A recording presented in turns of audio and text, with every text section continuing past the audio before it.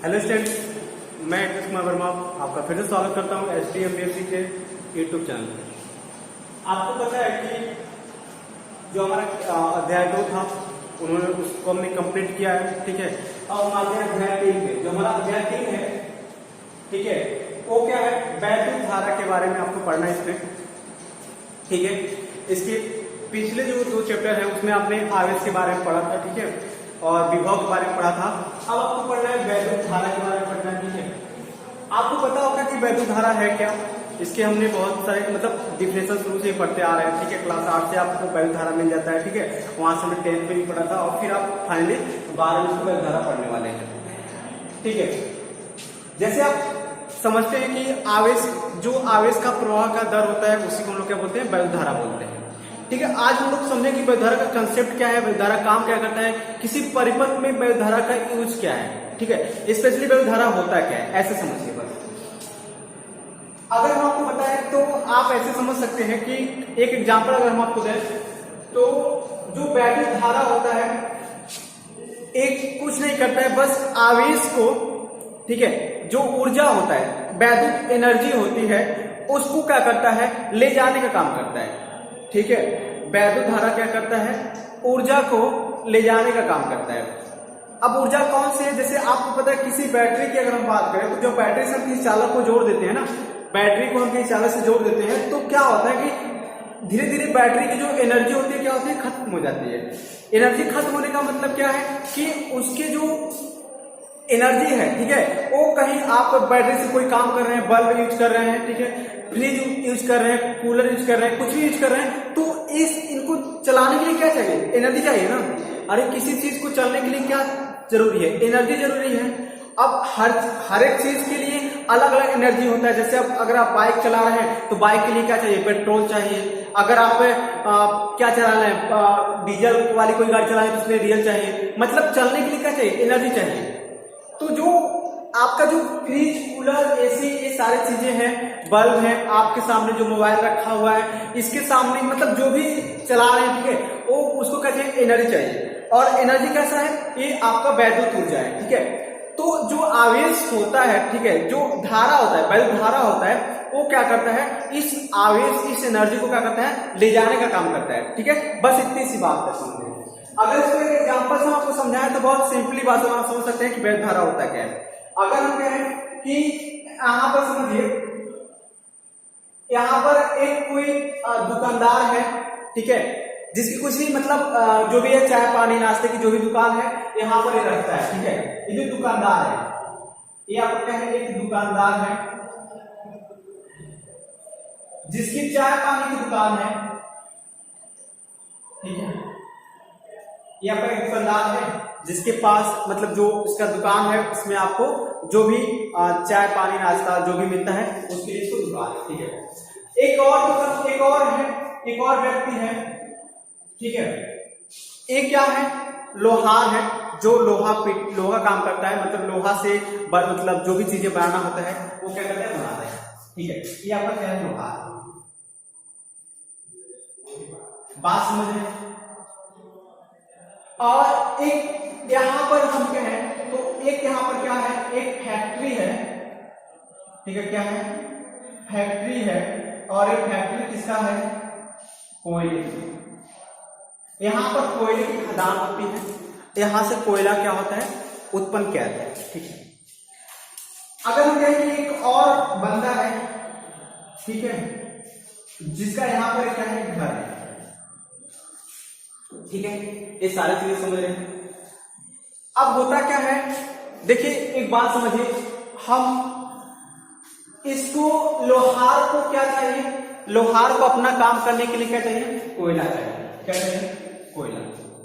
इसको अपना काम करने के लिए क्या चाहिए, कोयला चाहिए। दुकानदार को अपना जो भी सामान बनाना है, जो भी वस्तु बनानी है, इसको चाहिए कोयला। क्या चाहिए, कोयला, ठीक है। इसको भी कोयला चाहिए। अब होता क्या है कि जो एक बंदा है, इसको चाहिए पैसा, इसको चाहिए पैसा, इसके घर को चलाने के लिए इसको पैसा चाहिए, ठीक है। ये पैसे के लिए काम कर रहा है, तो ये काम करता है क्या है, ये डेली यहां से अपने घर से निकलता है डेली सुबह और इस कोयले फैक्ट्री के पास जाता है, ठीक है। डेली घर से निकलता है और कोयले फैक्ट्री के पास जाता है, यहां से कुछ कोयला लेता है, यहां से कुछ कोयला लेता है और इस कोयले को लेकर के जाता है लोहार के पास।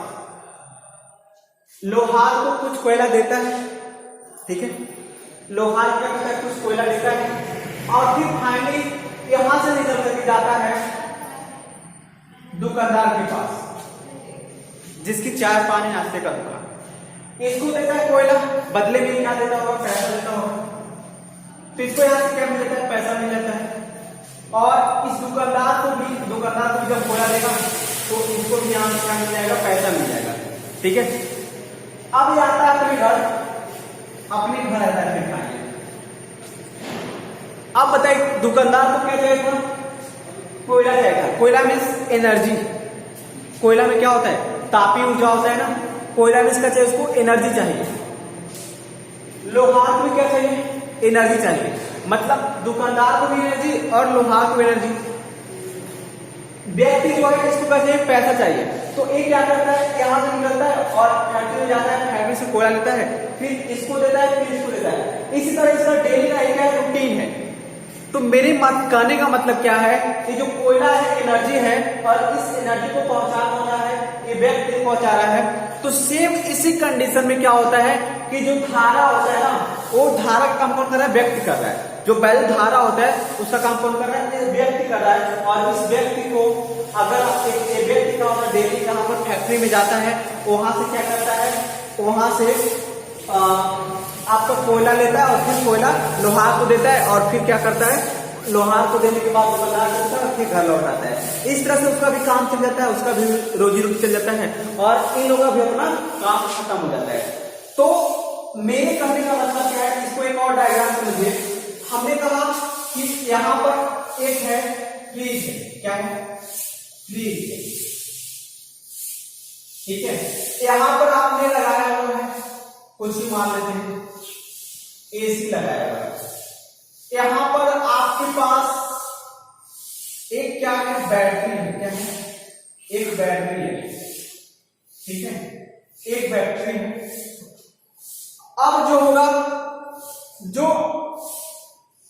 बैटरी में आवेश होगा, ठीक है, बैटरी में क्या होगा, अच्छा इसको मान लेते हैं, यहां पर इसको मान लेते हैं, यहां पर क्या है, एक सर्किट है, ठीक है। देखिए परिपथ दो तरह के होता है, आपको पता है। एक होता है बंद परिपथ और एक होता है खुला परिपथ। एक क्या है, एक कौन सा परिपथ होगा, मतलब बंद परिपथ का मतलब जिससे आपको धारा मिल सकता है।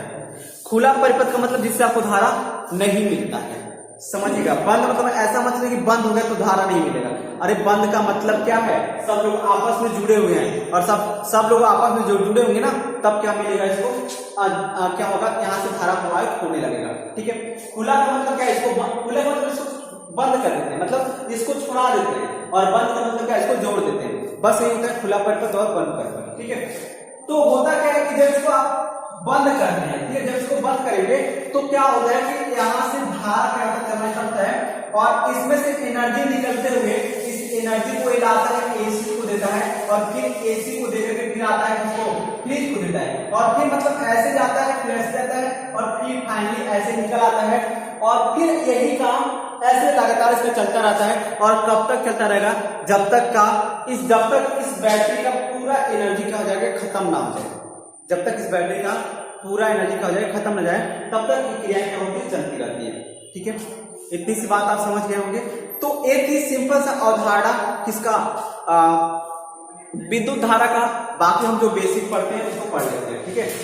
जो हमें क्या होता है कि एग्जाम में लिखना होता है, अगर किसी को समझाना है तो आप समझा सकते हैं, ऐसे सिंपली कोई दिक्कत नहीं होगा, ठीक है। चलिए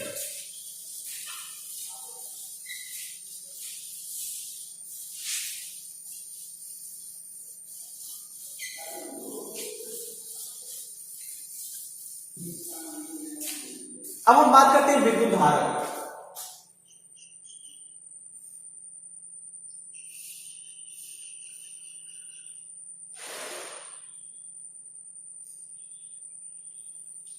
ठीक, विद्युत धारा क्या होता है, तो आपको पता है कि जो आवेश का प्रवाह होता है ना, आवेश के प्रवाह की दर को क्या कहते हैं, विद्युत धारा कहते हैं। क्या कहते हैं, आवेश के प्रवाह की दर को विद्युत धारा कहते हैं। तो किसी चालक में जब आवेश बहते हैं ना, कोई चालक है जब उसमें आवेश बहता है तो आवेश जो बहता है, आवेश के बहने के विपरीत दिशा में हम मानते हैं कि विद्युत धारा क्या होता है, प्रवाहित होता है। हालांकि ऐसा होता नहीं है, रियल में अगर हम बताएं आपको तो ऐसा बिल्कुल नहीं होता है कि आवेश मतलब इलेक्ट्रॉन के, हम लोग यही पढ़ते हैं ना कि इलेक्ट्रॉन के प्रवाह के विपरीत दिशा में क्या होता है, विद्युत धारा प्रवाहित होता है। लेकिन ये हम बस अपने काम को आसान करने के लिए ही ऐसा हमने किया गया है, ठीक है। हमने नहीं, जो वैज्ञानिकों ने इस पे जो खोज किया था उन्होंने ऐसे किया है, ठीक है, बस अपने काम को आसान बनाने के लिए। क्यों आसान बनाने के लिए, आप समझिएगा। देखिए, विद्युत धारा को प्रवाहित होने के लिए चाहिए क्या, विभवांतर चाहिए। क्या चाहिए, विभवांतर। जिस तरह से अगर हम कहें कि अगर ऊष्मा को प्रवाहित करना है आपको, किसको, ऊष्मा को प्रवाहित करना है, तो आपको ऊष्मा को प्रवाहित करने के लिए क्या चाहिए, तापांतर चाहिए, ठीक है। हमने पढ़ा है ना कि ताप जो होता है ना, जो ऊष्मा होता है वो उच्च ताप से निम्न ताप की क्या होती है, प्रवाहित होती है। तो अगर हम कहें कि 50 सेंटीग्रेड है और ये 25 सेंटीग्रेड है और इनको दोनों को हमने जोड़ दिया, तो हम देखेंगे क्या कि जब इसका ताप इसमें से इसका मतलब प्रवाहित होना स्टार्ट हो जाएगा। और कब तक होगा, जब तक का दोनों का आपस में बराबर ना हो जाए, ठीक है। तो सेम इसी कंडीशन में इसमें भी होता है कि जब हम क्या करते हैं, इसके इस चालक पर क्या करते हैं, विभवांतर उत्पन्न करते हैं। देखिए, चालक जो है, आपको पता है चालक में क्या होते हैं, मुक्त इलेक्ट्रॉन होते हैं, और जो धारा का प्रवाह होता है वो भी मुक्त इलेक्ट्रॉनों के कारण ही होता है, ठीक है। अब आप कहेंगे कि जो मुक्त इलेक्ट्रॉन होंगे वो क्या करते हैं, वो गति करते हैं। हमने कहा जो धारा का प्रवाह होता है मुक्त इलेक्ट्रॉनों के गति के कारण होता है। तो आप कहते हैं कि मान लीजिए चालक है तो चालक में मुक्त इलेक्ट्रॉन होंगे, और हमने पढ़ा है केमिस्ट्री में चाहे फिजिक्स में हमने पढ़ा है कि जो मुक्त इलेक्ट्रॉन होते हैं वो परमाणु के अंदर क्या करते हैं, गति करते रहते हैं।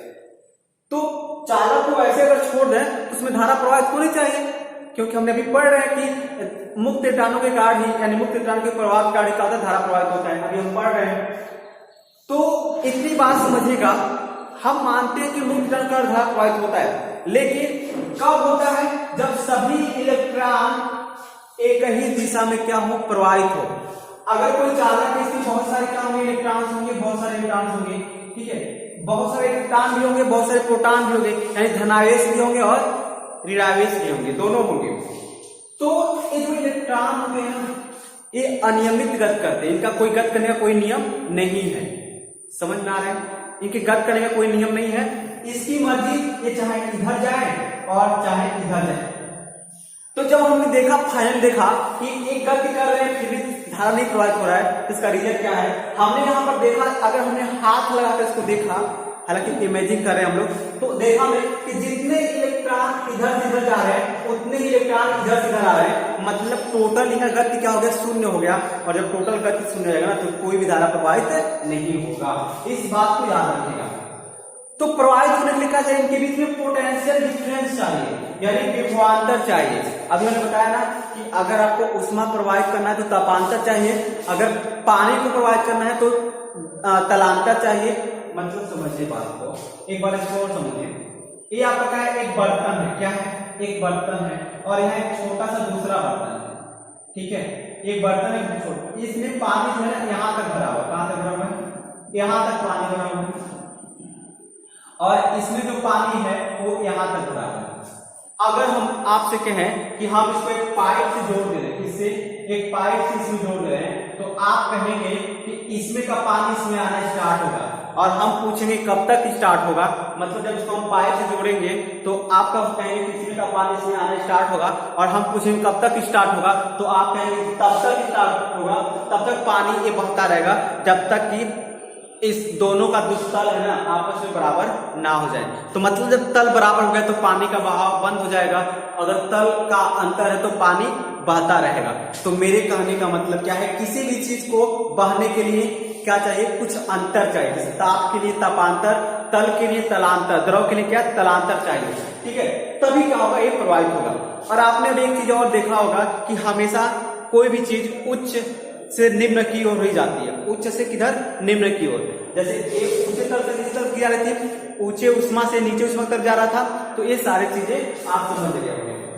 अब इसी को देखिए विभवांतर आप कैसे उत्पन्न करेंगे, तो विभवांतर उत्पन्न करने का मतलब क्या है, आप यहाँ क्या करेंगे, प्लस माइनस जोड़ देंगे, ठीक है। प्लस माइनस क्या कर देंगे आप, यहाँ पर जब जोड़ेंगे बैटरी को तो होगा क्या, इस पे प्लस आगे चलेगा, यहाँ पर माइनस। अब इसके अंदर, इसके दोनों प्लेटों यानी दोनों सिरों के अंदर बीच में क्या होगा, एक विभवांतर क्रिएट हो गया। अरे विभवांतर समझ रहे हैं भाई, अगर इसमें हम कहें प्लस 10 का है और हम कहें कि माइनस 10 का है, तो आप बताइए क्या इसमें कोई अंतर नहीं है? अरे अंतर है, ये 10 से पहले कहां जाएगा, 10 से पहले 0 पे जाएगा, और जब 0 से फिर तो माइनस 10 में जाएगा ना। तो मतलब इसके अंतर कितना हो गया भाई, अंतर 20 का हो गया। कितने का हो गया, 20 का अंतर हो गया। तो इस 20 के अंतर के कारण क्या होगा कि जो आवेश होंगे, जो इलेक्ट्रॉन होंगे, एक दूसरे की ओर प्रवाहित होना स्टार्ट होंगे।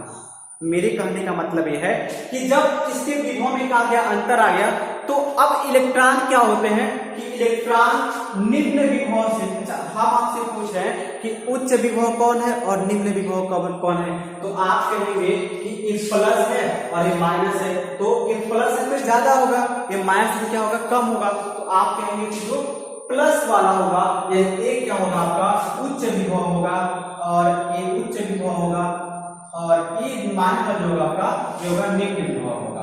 तो मेरे कहने का मतलब क्या है कि धारा का जो प्रवाह होता है, देखिए जो इलेक्ट्रॉन का प्रवाह होता है क्या होता है, वो निम्न विभव से कितना होता है, उच्च विभव की ओर, यानी हम कहें तो माइनस से कहां तक होता है, प्लस तक होता है। यहीं पर एक बहुत बड़ी मतलब बहुत बड़ा क्या कहें कि वो हो गया कि आप अभी तक क्या पढ़ रहे हैं, अभी तक आपने ये पढ़ा ना कि कोई भी चीजें उच्च से निम्न की ओर जा रही हैं, और यहाँ आप क्या देख रहे हैं कि जो इलेक्ट्रॉन है कहां से कहां तक, निम्न से उच्च की ओर जा रहा है। तो मेरे कहने का क्या, अभी तक हमने जो पढ़ा था उसके अनुसार एक क्या हो गया, मतलब एक अपवाद बन गया, और इसी अपवाद को दूर करने के लिए ना हमने ये कहा कि नहीं भाई, यहाँ पर हमें मान रहे हैं कि इलेक्ट्रॉन माइनस से प्लस चला रहा है, लेकिन हम अपने सुविधा के लिए बाकी पुराने चीजों से रिलेट करने के लिए हमें मान रहे हैं कि जो धारा होगा ना वो प्लस से कहां तक जाएगा, माइनस की ओर जाएगा, प्लस से किधर जाएगा, माइनस की ओर जाएगा, ठीक है। तो इतनी सी बात आप समझ गए होंगे कि अपने सुविधा के लिए हमने कहा था कि जो धारा का प्रभाव क्या होगा, प्लस से माइनस की ओर होगा, बाकी इसमें कोई और चीज रीजन नहीं है, ठीक है। लेकिन रियल में आप क्या समझेंगे, रियल में धारा का प्रभाव क्या होगा, माइनस से प्लस की होता है, क्योंकि इलेक्ट्रॉन की तरफ से माइनस की प्लस को जाते हैं। हम अपने सुविधा के लिए भले इसको कह दें कि प्लस से माइनस को जाता है, और यही लिखा होता है किताबों में, यही पढ़ाया जाता है कि इलेक्ट्रॉन जो होते हैं प्लस से कहां तक, माइनस से कहां तक जाते हैं, प्लस को जाते हैं, ठीक है, और धारा प्लस से माइनस की ओर, ठीक है। तो इसी आप समझिए। अब हम चलते हैं वैद्युत धारा के बारे में। अब इसको हम, आपको पता है एक ही फार्मूला है इसका, एक ही परिभाषा है आपका कि आवेश के प्रवाह के दर को हम क्या कहते हैं, वैद्युत धारा कहते हैं। तो यदि टी सेकेंड में क्यू कूलम आवेश प्रवाहित हो तब आपको पता है जो धारा है आई बराबर क्यू अपान टी। देखिए धारा के बारे में बताएं तो धारा एक अदिश राशि है, ठीक है, और इसे हम लोग आई से प्रदर्शित करते हैं। अभी आप इसको समझ जाएंगे, ठीक है। अगर मतलब कहें कि आई बराबर क्या हो जाएगा, क्यू अपान क्या हो जाएगा, टी हो जाएगा। तो मेरे कहने का मतलब अगर हम आपसे पूछे इसका मात्रक क्या होगा, तो आप कहेंगे जो इसका मात्रक होगा वो होगा, आई का मात्रक क्या होता है, कूलाम होता है, आई का मात्रक क्या होता है, कूलाम होता है, और समय का मात्रक क्या होता है, सेकेंड होता है। तो आप कहेंगे इसका मात्रक बन जाएगा, वो बन जाएगा कूलाम पर सेकेंड। क्या बन जाएगा, कूलाम पर सेकेंड, और इस कूलाम पर सेकेंड को हम बोलते हैं एम्पियर। क्या बोलते हैं, एम्पियर। तो एक क्या हो जाएगा, 1 एम्पियर हो जाएगा, 1 एम्पियर हो जाएगा, ठीक है। इतनी सी बात आप समझ गए होंगे, ठीक है। इसको हम धारा का मात्रक क्या पढ़ते हैं, हम लोग एम्पियर पढ़ते हैं, और इसे हम क्या ए से प्रदर्शित करते हैं, किसे, देखिए धारा को आई से लिखते हैं और एम्पियर जो मात्रक है उसको ए से। अच्छा एक चीज और समझिएगा, किसी भी मात्रक को जब आप लिखते हैं ना तो उसको स्मॉल लेटर में नहीं लिखते हैं, हमेशा मात्रक को हम कैपिटल लेटर में ही लिखते हैं। समझ में आ रहा है, इतनी सी बात आपको समझ में आनी चाहिए, ठीक है।